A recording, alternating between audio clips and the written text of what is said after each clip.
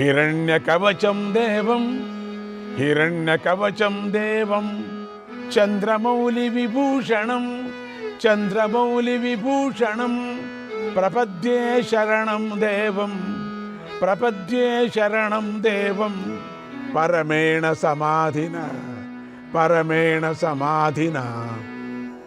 బంగారు కవచం గలవాడు చంద్రమౌళివి, అటువంటి నిన్ను ఏకాగ్రతతో శరణు కోరుతున్నాను. ఇప్పుడు పరమ దుష్కరమైన ఘోర విపత్తు సంభవించింది స్వామి.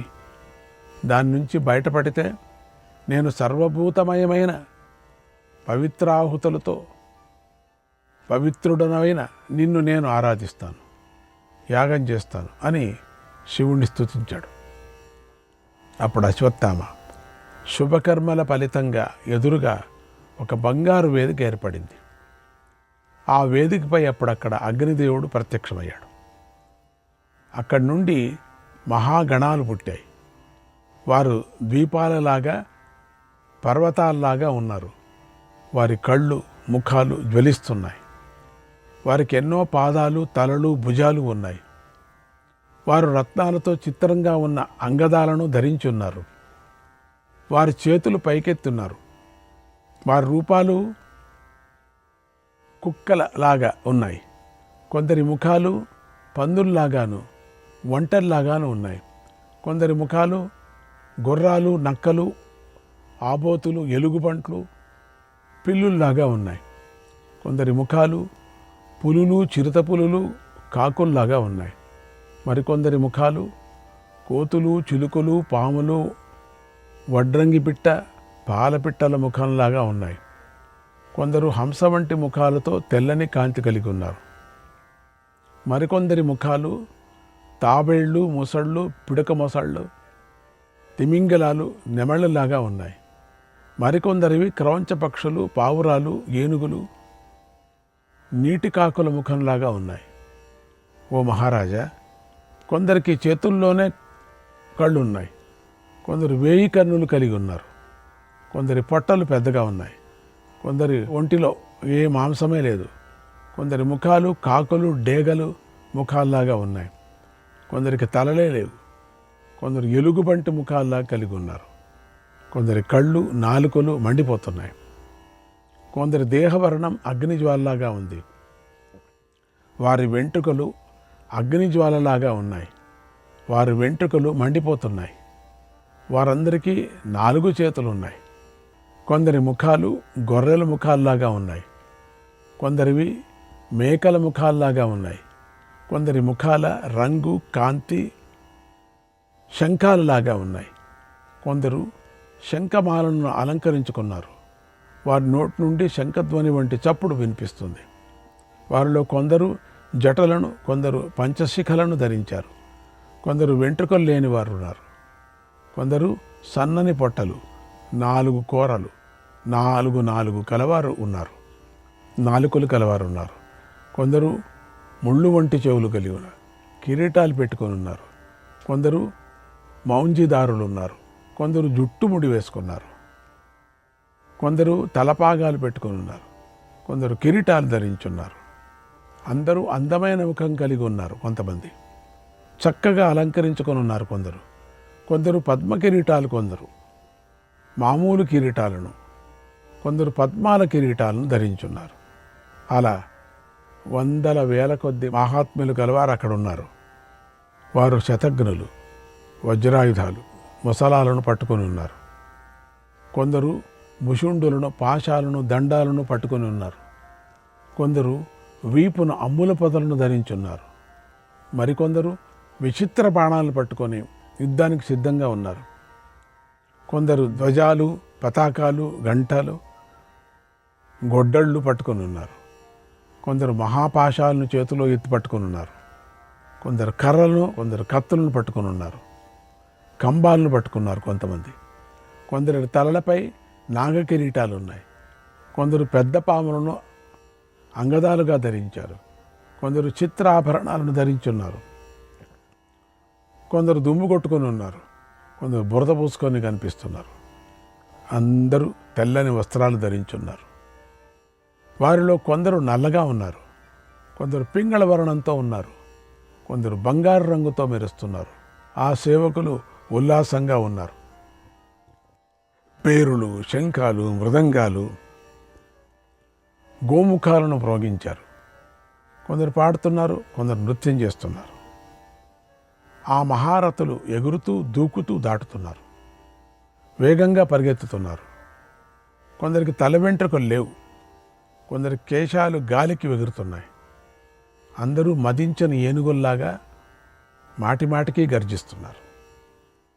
కొందరు శూలాలు, పట్టిశాలు చేతుల్లో పట్టుకొని ఘోర రూపాలతో భయంకరంగా కనిపిస్తున్నారు. వారు వివిధ వర్ణాల వస్త్రాలను ధరించున్నారు. రత్నాలతో చేసిన చిత్రాంగదాలను ధరించి ఉన్నారు. గదాలు అంతా కూడా వివిధ మాలలను, లేపనాలను అలంకరించుకొని ఉన్నారు. చేతులు పైకెత్తున్నారు. వారు మొండిగా శత్రువులను చంపగల శూరులు, పరాక్రమం గలవారు. రక్తాన్ని, వసను త్రాగుతారు. మాంసాన్ని, ప్రేవులను కూడా తినేవారు. కొందరు కర్ణికరాలను అలంకరించుకున్నారు. కర్ణికరాలను కొందరికి బాణబట్టలున్నాయి, పొట్టలు. కొందరు మరీ పొట్టిగా ఉన్నారు, మరికొందరు మరీ పొడవుగా ఉన్నారు. కొందరు వేలాడుతున్నట్లుగా భీకరంగా ఉన్నారు.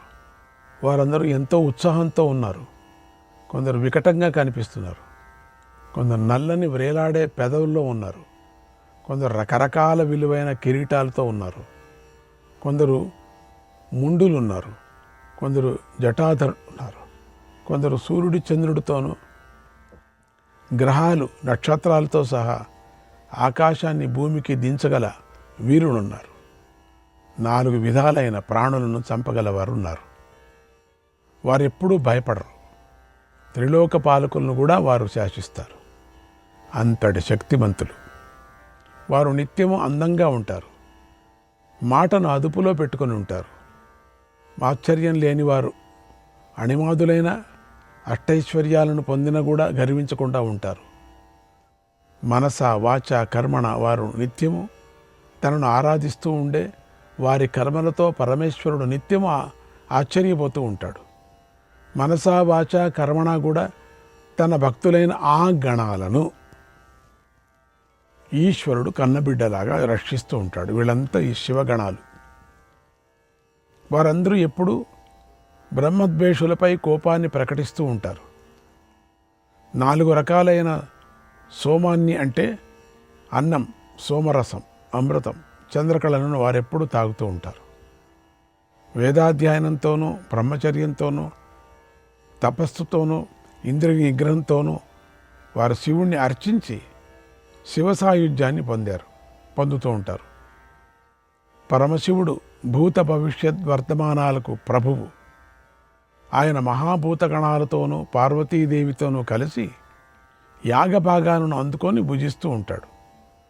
ఆ సేవకులకు అందరూ కూడా వివిధ వాద్యాలను వాయిస్తూ, నవ్వుతూ, సింహనాదాలు చేస్తూ, గట్టిగా గర్జిస్తూ ఆక్రోశిస్తూ, ప్రపంచాన్నే భయపెడుతూ అశ్వత్థామ వద్దకు వచ్చారు.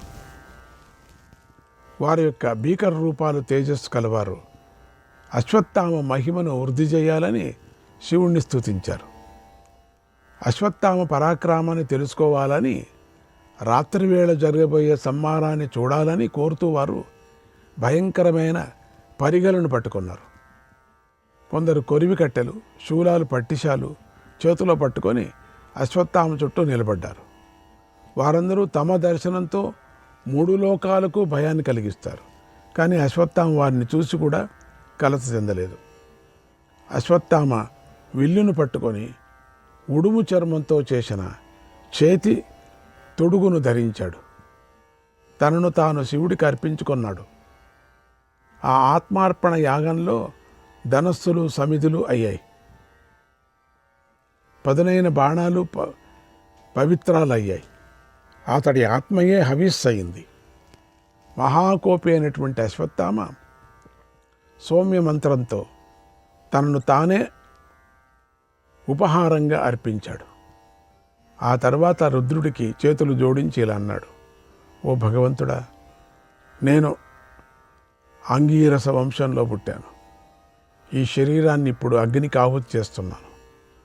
నన్ను బలిగా స్వీకరించు. ఓ విశ్వాత్మ మహాదేవ, నీ మీద ఉన్న భక్తితో ఏకాగ్రతతో ఈ ఆపత్కాలంలో నా ఈ శరీరాన్ని నీకు సమర్పిస్తున్నాను.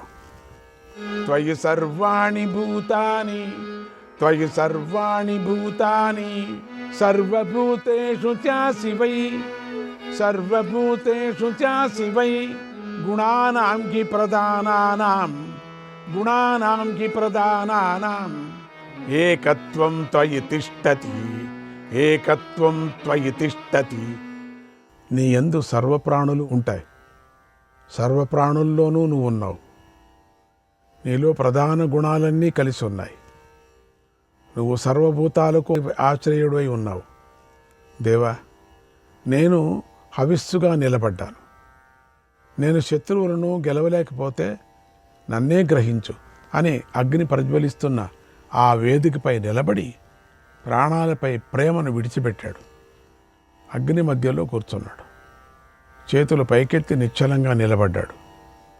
హవిస్సు రూపంలో ఉన్న అశ్వత్థామను చూసి శివుడు నవ్వుతూ ఇలా అన్నాడు, ఓ అశ్వత్థామ, సత్యం, శౌచం, త్యాగం, తపస్సు, నియమం, సహనం, భక్తి, ధైర్యం, బుద్ధి మాటలతో నన్ను శ్రీకృష్ణుడు శ్రద్ధగా యథావిధిగా ఆరాధించాడు.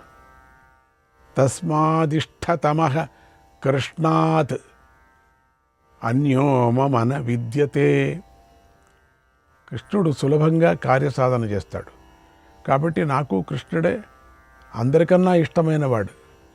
కృష్ణుడి కన్నా మరొకడు నాకు లేడు.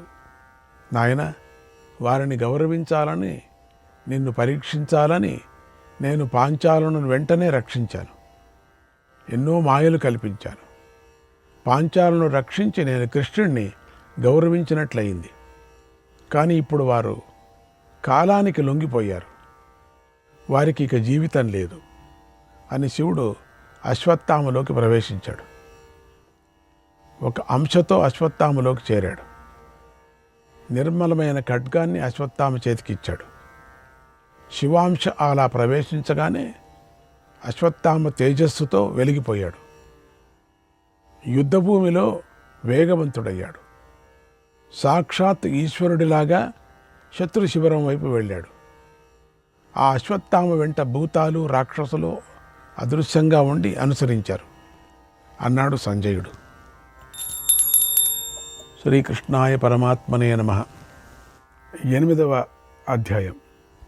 సంజయుడు ధృతరాష్ట్రుకి ఇలా చెప్తున్నాడు, మహారాజా, అశ్వత్థామ శిబిరంలోకి వెళుతున్నప్పుడు కృపుడు, కృతవర్మ ఆ శిబిర ద్వారం వద్ద నిలబడ్డారు. అంటే శివుడి నుంచి ప్రేరేపితుడై శివుడు కూడా అన్నాడు, ఇక వీళ్లకు కాలం మించిపోయింది, యముడు పిలుస్తున్నాడు వాళ్ళకి, ఇది ఈ విధంగా జరగాల్సిందే అని. ఎందుకంటే వాళ్ళకన్నా ఎక్కువ భక్తుడు అశ్వత్థామ. అశ్వత్థామకు అంత శక్తి ఉంది. మనకు అనిపించచ్చు శివుడు ఎందుకు అట్లా చేశాడు అని. ఎట్లా చేశాడు? శివుడు కాలుడు, ఆయన మహాదేవుడు, ఆయనలో చేర్చుకుంటాడు. అదిగాక ఆ ముహూర్తం శివలోకానికి వెళ్ళేటువంటి ముహూర్తము. రెండవది, వాళ్ళకి కాలం కూడా అయిపోయింది అక్కడికి. ఆ విధంగా పోవలసిందే. శాపగ్రస్తులు, అశ్వత్థామ చేతిలోనే పోవాలి వీళ్ళు. అందుకని మనం ఎందుకు అట్లా శివుడు చేశాడు అనుకోకూడదు. మనం ఎన్నో మాటలు ఎందుకు కృష్ణుడు అట్లా చేశాడు కూడా అనుకున్నాం, తర్వాత తెలుస్తుంది మనకు. అదేవిధంగా ఇది కూడా అంతేనే. ఆ శివుడి నుంచి శక్తిని, ఎందుకంటే తన ఆత్మత్యాగాన్ని చేసుకుంటున్నాడు. ఆత్మత్యాగం చేసుకోకుండా ఉండటానికోసం స్వామి యొక్క ఆ శక్తి ఆయుధాలంతా ఇచ్చి నీ ఇష్టం వచ్చినట్టు చేసుకున్నాడు అంతే. అప్పుడు శిబిరంలోకి వెళుతున్నప్పుడు ఆ సమయంలో అక్కడ కృపుడు ఉన్నాడు, కృతవర్మ ఉన్నాడు. అప్పుడు ఆ శిబిర ద్వారం నిలబడ్డారు వాళ్ళు. అశ్వత్థామ ఆ మహారథులను చూసి ఉల్లాసంగా మెల్లగా ఇలా అన్నాడు, ఓ మహాత్ములారా, మీరు కనుక యుద్ధానికి దిగితే సకల శత్రువులను నాశనం చేస్తారు. ఇక చావగా మిగిలిన వీరులు మీకు లెక్కలేదు. పైగా విశేషించి నిద్రపోతున్న వీరిని చంపటం చాలా సులభం. ఇదెంత పని! నేను ఈ పనిని అతి తేలికంగా ముగిస్తాను. ఇప్పుడు శిబిరంలోకి వెళుతున్నాను. అక్కడ యముడిలాగా సంచరిస్తాను. ఏ ఒక్క మనిషి కూడా ఇక్కడి నుంచి ప్రాణాలతో బయటపడకూడదు. దానికి తగిన విధంగా మీరు ప్రవర్తించండి. ఎవరిని వదలొద్దు, చంపేయండి. ఇదే నా కోరిక అన్నాడు. తర్వాత అశ్వత్థామ ఇక స్వేచ్ఛగా పాండవ శిబిరంలోకి వెళ్ళాడు. ప్రాణభయాన్ని విడిచిపెట్టాడు. అశ్వత్థామకు శిబిరంలో ఉన్నటువంటి ప్రాంతాలన్నీ బాగా తెలుసు. అదే శిబిరం అంటే చిన్నది కాదు కదా, చాలా పెద్దది. చాలా ఒక 10-20 ఏనుగులు నిలుచున్నటువంటి శిబిరం అది. అటువంటి శిబిరం అది. అందువల్ల ముందుగా మెల్లగా ధృష్టద్యుమ్నుడి శిబిరంలోకి వెళ్ళాడు. అక్కడందరూ రణభూమిలో తీవ్రంగా బలాన్ని ప్రదర్శించి అలిసిపోయి ఉన్నారు. పాపం ఎంతో విశ్వాసంతో ఏ దిగులు లేక గాఢంగా నిద్రిస్తున్నారు. అశ్వత్థామ ధృష్టద్యుమ్నుడి ఆ గుడారంలోకి వెళ్ళాడు. అక్కడ చక్కని శయ్య ఉంది. దానిపై విలువైన దుప్పట్లు పరిచున్నాయి. శయ్యపై చక్కని పట్టుపరుపులు కూడా ఉన్నాయి. దానిపై ధృష్టద్యుమ్నుడు నిద్రిస్తున్నాడు. బాగా నిద్రపోతున్నాడు. అక్కడ మంచి పూలమాలతో, చందనం ధూపాలతో మంచి వాసనలు వ్యాపించున్నాయి. అశ్వత్థామ ఏమాత్రము భయం లేకోకుండా స్వేచ్ఛగా పడుకొని ఉన్నటువంటి ధృష్టద్యుమ్నుడిని చూశాడు. కోపించాడు. ఎందుకంటే వాళ్ళ నాన్నని చంపినవాడు కదా అని. కాలితో ధృష్టద్యుమ్నుడిని గట్టిగా తన్ని మేల్కొలిపాడు. ఆ దెబ్బకు ధృష్టద్యుమ్నుడు కంగారు పడుతూ పైకి లేచి అశ్వత్థామను గుర్తించాడు. వెంటనే అశ్వత్థామ పక్క మీద నుండి లేస్తున్నటువంటి ధృష్టద్యుమ్నుడిని జుట్టు పట్టుకొని చేతులతో ఎత్తి నేల మీద పడేసి నొక్కాడు. బలంగా అశ్వత్థామ నలపటం వల్ల, భయం వల్ల, అప్పుడే నిద్ర లేవడం వల్ల ధృష్టద్యుమ్నుడు అస్సలు కదలలేకపోయాడు. అశ్వత్థామ ధృష్టద్యుమ్నుడిపై పడి కాలుతో అతడి గొంతు మీద, గుండెల మీద గట్టిగా తొక్కాడు. పశువును కొట్టినట్టుగా కొట్టాడు. అప్పుడు ధృష్టద్యుమ్నుడు అరుస్తూ ఎగిరిపడసాగాడు. గోళ్లతో గీరుతూ, ఓ ఆచార్యపుత్ర, నన్ను ఆయుధాలతో చంపేయి, ఆలస్యం చేయకు, నీ వల్ల నేను పుణ్యలోకాలకు వెళతాను అని అస్పష్టంగా అన్నాడు. అశ్వత్థామ పూర్తిగా దాడి చేయటం వల్ల తాను కదులుకోకుండా ఉండిపోయాడు. బాగా దాడి చేశాడు. ధృష్టద్యుమ్నుడు చెప్పినటువంటి అస్పష్టంగా చెప్పినటువంటి మాటలు విని అశ్వత్థామ ఇట్లా పలుకుతున్నాడు. ఓ కులనాశన, గురువును చంపిన వారికి ఉత్తమ గతులు ఉండవు.